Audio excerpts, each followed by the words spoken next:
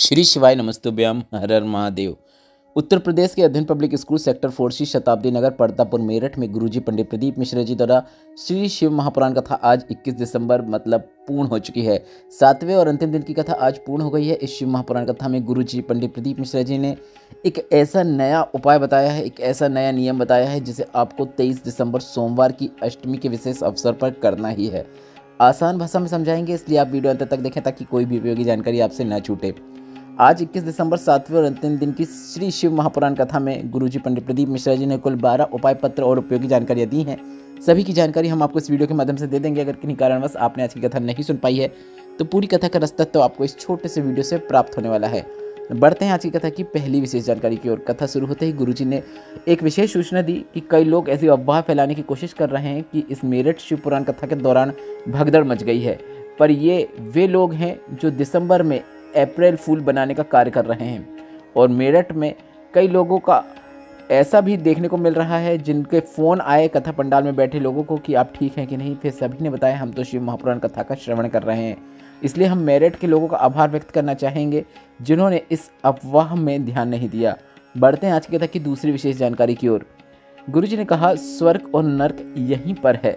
जब आप शराब पीने वाले, झूठ बोलने वाले, धोखा देने वाले, गाली देने वाले संगति में खराब व्यक्ति के बैठ जाते हैं तो आपको यहाँ पर नर्क का अनुभव हो जाता है। पर अगर आप किसी की मदद करने वाले, सनातनी व्यक्ति के, अच्छे कर्म करने वाले व्यक्ति के, प्रेम की भाषा बोलने वाले व्यक्ति के संगत में बैठते हैं तो आपको यहीं पर स्वर्ग का भी अनुभव हो जाता है। बढ़ते हैं आज की कथा की तीसरी विशेष जानकारी की ओर। गुरुजी ने कहा मकर संक्रांति आने वाली है और सभी से एक बात कहना चाहेंगे, इस संक्रांति में किसी को तिल्ली के लड्डू खिलाओ या न खिलाओ, संक्रांति में किसी को गुड़ के लड्डू खिलाओ या ना खिलाओ, पर आपको इस संक्रांति में अपनी जिह्वा में, अपनी जुबान में, अपनी वाणी में मधुरता जरूर लाना है। मधुर भाषा का उपयोग करना है। मधुर भाषा से ही किसी से बात करना चाहिए। बढ़ते हैं आज की कथा की चौथी विशेष जानकारी की ओर। अदिति जी पत्र लेकर आई जिसमें लिखा शादी के 5 वर्ष हो गए थे, खूब इलाज कराया पर संतान सुख नहीं मिला। डॉक्टर ने नस ब्लॉक बता दी और टीबी की गांठ बता दी। फिर किसी के कहने पर शिवपुराण कथा सुनना शुरू किया। हमने 3 बार पशुपतिनाथ व्रत भी किया, सफ़ेद आंकड़ी की जड़ का प्रयोग किया, 3 बार गर्भ भी ठहरा, पर 2-2 माह में वह गर्भ गिर गया। मौसी ने सीहोर कोबरेश्वर धाम से रुद्राक्ष लाकर दे दिया। रुद्राक्ष वाला जल शिवलिंग पर चढ़ाकर उस जल का आचमन करना शुरू किया। इसके बाद गर्भ ठहरा, पर 8वें महीने में मुझे लकवा लग गया। इसके बाद मैंने लकवा की दवाई लेना शुरू किया। डॉक्टर ने कहा लकवा की वजह से बच्चे पर असर पड़ेगा। बच्चे को बाहर निकाला गया, ऑपरेशन हुआ मेरा। इसके बाद बच्चे का जांच हुई और पता चला कि बच्चा एकदम स्वस्थ है। डॉक्टर ने कहा था कि उस पर लकवा का असर पड़ सकता है, पर बच्चा स्वस्थ है। बाबा की कृपा से उसी का आभार व्यक्त करने हम कथा पंडाल में आए हैं। बढ़ते हैं आज की कथा की 5वीं विशेष जानकारी की ओर। गौरव जी पत्र लेकर आए जिसमें लिखा शादी 2022 में हुई थी। शादी के कुछ महीनों बाद मेरे सर के और भौं के बाल उड़ गए। ऐसी बीमारी पूरे भारत में सिर्फ 4% महिलाओं को होती है। सभी डॉक्टर को दिखाया और जो भी कमाते थे सब इलाज में चला जाता था। फिर फूफा जी ने आपकी कथा के बारे में बताया, शिवलिंग पर जल चढ़ाने को कहा और उस जल का आचमन कुंदकेश्वर महादेव का नाम लेते हुए करने को कहा। मैंने ऐसा करना शुरू किया और शिव पुराण कथा का श्रवण करना शुरू किया और पापा सीहोर में जाकर मेरे लिए प्रार्थना करके आ गए। इसके साथ ही मैं और मेरे पति शिवलिंग पर जल चढ़ाते और 3 माह के अंदर ही बाबा ने सुन ली, मेरे सर में बाल आने लगे। अब मैं ठीक हूँ। उसी का आभार व्यक्त करने में कथा पंडाल में आई हूँ। बढ़ते हैं आज की कथा की 6वीं विशेष जानकारी की ओर। गुरुजी ने कहा कुंभ के मेला का आयोजन मतलब शुरुआत 13 जनवरी 2025 से हो रही है और 10 फरवरी 2025 को कुंभ के मेले में शिव महापुराण कथा होगी जो कि त्रिवेणी संगम प्रयागराज में होगी। यह 7 दिवसीय शिव महापुराण कथा है जो कि 10 फरवरी से 16 फरवरी 2025 तक आप आस्था और यूट्यूब के माध्यम से या फिर प्रयागराज में आके पंडाल में आप देख सकते हैं। बढ़ते हैं आज की कथा की 7वीं विशेष जानकारी की ओर। पल्लवी कुमारी जी पत्र लेकर आई जिसमें लिखा अचानक बुखार आया और नाक से खून आने लगा। डॉक्टर को दिखाया, डॉक्टर ने दवाई दी और नाक का खून रुक गया, पर 2 दिन बाद फिर से नाक से और कान से खून आने लगा। डॉक्टर की दवाई से आराम नहीं लग रहा था। फिर किसी के कहने पर शिवलिंग पर जल चढ़ाकर उस जल का आचमन करने लगे। आज शरीर में आराम मिल गया है, उसी का आभार व्यक्त करने हम कथा पंडाल में आए हैं। बढ़ते हैं आज की कथा की 8वीं विशेष जानकारी की ओर। सोनी जी पत्र लेकर आई जिसमें लिखा मेरी पत्नी 6 साल से बीमार थी। शिव पर चढ़े हुए जल और दवाइयों ने कार्य किया, तब उसकी बीमारी उसकी ठीक हुई।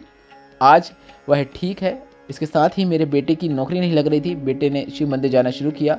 बाबा से कामना करी, आज मेरे बेटे की आर्मी में नौकरी लग गई है, उसी का आभार व्यक्त करने हम कथा पंडाल में आए हैं। बढ़ते हैं आज की कथा की 9वीं विशेष जानकारी की ओर। गुरुजी ने कहा, दुख आता है तो मनुष्य को भगवान की याद आती है, सुख में मनुष्य को भगवान की याद नहीं आती है। बल्कि शिव महापुराण की कथा कहती है, अगर सुख में भी भगवान को याद करोगे, दुख आएगा, आकर कब चला जाएगा आपको पता भी नहीं चलेगा। बढ़ते हैं आज की कथा की 10वीं विशेष जानकारी की ओर। शशि चिपत लेकर आई, जिसमें लिखा, मेरी बेटी की यूपी पुलिस में नौकरी लगी। खेल में वह बहुत रुचि रखती थी। उसकी रुचि को देखते हुए वह हमेशा सोचती थी क्या वह गोल्ड मेडल जीत सकती है। मैंने कहा, सीहोर वाले महाराज कहते हैं, काम बड़ा करो, मेहनत खूब करो और शिव पर विश्वास रखो, सफलता निश्चित प्राप्त होती है। इसके बाद मैं बताना चाहूँगी, मेरी बेटी ने वेट लिफ्टिंग में गोल्ड मेडल जीत लिया। स्पोर्ट्स में आगे होने के बाद भी उसका प्रमोशन नहीं हो रहा था। बेटी निराश हो गई। फिर हमने हापुड़ की शिवपुराण कथा पंडाल में बैठकर सुनी। बेटी का अभी प्रमोशन हो चुका है, उसी का आभार व्यक्त करने हम कथा पंडाल में आए हैं। बढ़ते हैं आज की कथा की 11वीं विशेष जानकारी की ओर। गुरुजी पंडित प्रदीप मिश्रा जी की आगामी 7 शिव महापुराण कथाओं की जानकारी इस प्रकार है। 24 दिसंबर से 30 दिसंबर तक जो अगली शिव पुराण कथा होने वाली है वह रायपुर में होने वाली है, जिस कथा स्थल का एड्रेस है पुराना धमतरी रोड, सेज बहार, रायपुर। यह कथा दोपहर के 2 बजे से 5 बजे तक आस्था और यूट्यूब के माध्यम से देखी जा सकती है। इस कथा के जजमान कमलजी देवगन हैं। इसके बाद अगले नए वर्ष की पहली शिव पुराण कथा 4 जनवरी से 10 जनवरी 2025 तक रहेगी। यह छुरिया हालीकोसा राजनंदगांव में शिव पुराण कथा होगी। इसके बाद 16 जनवरी से 22 जनवरी 2025 तक सूरत गुजरात में शिव पुराण कथा होगी। इसके बाद 24 जनवरी से 30 जनवरी 2025 तक साकरी महाराष्ट्र में शिव पुराण कथा होगी। इसके बाद 1 फरवरी से 7 फरवरी 2025 तक काकेर छत्तीसगढ़ में शिव पुराण कथा होगी। इसके बाद 10 फरवरी से 16 फरवरी 2025 तक प्रयागराज में शिव पुराण कथा होगी। इसके बाद 17 फरवरी से 23 फरवरी 2025 तक तारा बाबा की कुटिया सिरसा में शिव पुराण कथा होगी। इसके बाद 25 फरवरी से 3 मार्च 2025 तक रुद्राक्ष महोत्सव होगा, शिव पुराण कथा होगी जो कि सीहोर कुबरेश्वर धाम में होगी। इस कथा में गुरुजी ने सभी को आमंत्रित किया है। अब बढ़ते हैं आज की कथा की 12वीं और अंतिम जानकारी की ओर। इसी शिव महापुराण कथा में गुरुजी ने सोमवार का एक ऐसा नियम बताया है, ऐसा उपाय बताया है जिसे आपको वर्ष में सिर्फ अगर आप एक बार भी करते हैं तो आपको पूरे वर्ष उसका लाभ देखने को मिलता है। बहुत अच्छा आपके पास मौका मिल रहा है, क्योंकि आने वाला सोमवार मतलब 23 दिसंबर 2024 सोमवार अष्टमी का दिन है। इस दिन अगर आप यह उपाय करते हैं तो आपको जो फल की प्राप्ति होगी वह आपको अधिकता में ही होने वाली है।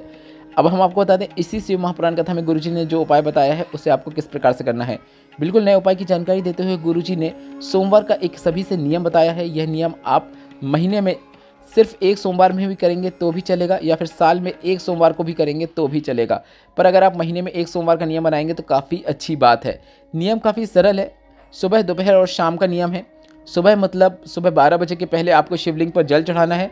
1 लोटा जल लेकर आपको भोलेनाथ के मंदिर में जाकर शिवलिंग पे 1 कलश जल अर्पित कर देना है।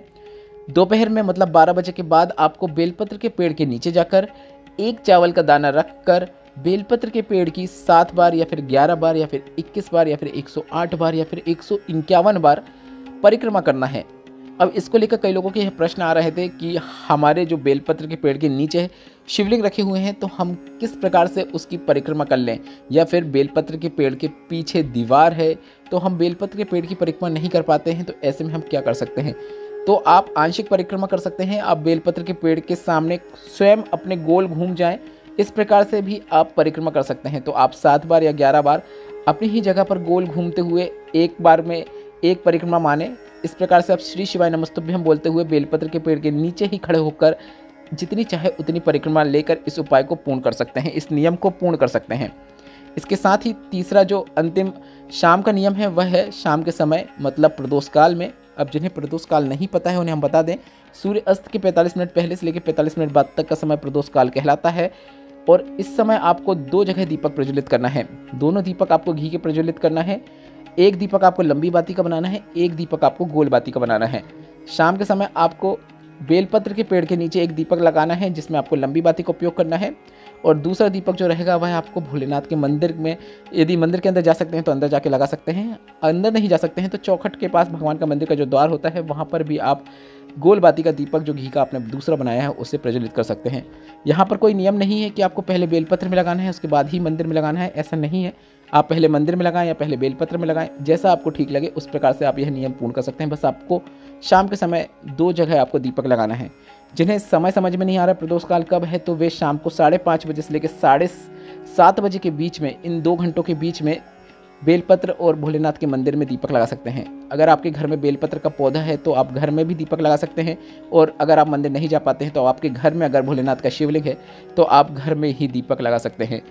इस वीडियो में बताया गया उपायों से संबंधित आपके मन में कोई प्रश्न हो तो फिर प्रश्न आप कमेंट बॉक्स के जरिए पूछ सकते हैं। मेरे द्वारा दी गई जानकारी अगर आपको थोड़ी सी भी उपयोगी लगी हो तो इस वीडियो को लाइक करके कमेंट बॉक्स में श्री शिवाय नमस्तुभ्यम या फिर हर हर महादेव टाइप कीजिएगा। व्हाट्सएप में जुड़ना चाहते हैं तो व्हाट्सएप चैनल की लिंक मैंने कमेंट बॉक्स में पिन कर दी है, जिसमें टच करके आप हमें व्हाट्सएप में भी फॉलो कर सकते हैं, जो कि बिल्कुल फ्री है। वीडियो उपयोगी लगा हो तो कमेंट बॉक्स में हर हर महादेव अवश्य टाइप कीजिएगा। श्री शिवाय नमस्तुभ्यम, हर हर महादेव।